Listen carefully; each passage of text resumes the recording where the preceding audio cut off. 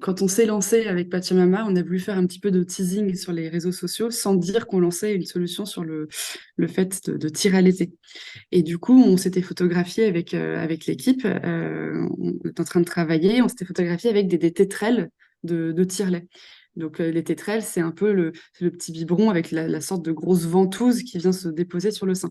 Et voilà, on avait des tétrelles posées et on demandait à la communauté de deviner ce qu'on était en train de faire.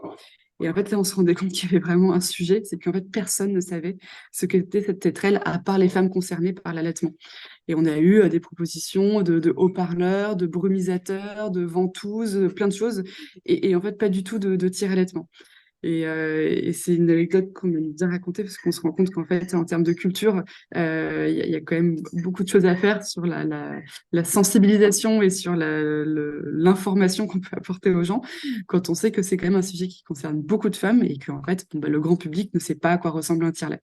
D'accord. C'est étrange que la culture de la natalité soit aussi peu finalement, enfin, oui, hein, c'est lié à la culture de la natalité, entre guillemets, que ce soit aussi peu répandu dans la population générale. Exactement, c'est ça. On a l'impression que ça concerne que les personnes qui sont physiquement concernées par le sujet, alors que je pense que ça vaudrait le coup de sensibiliser un peu le grand public sur le sujet. D'accord.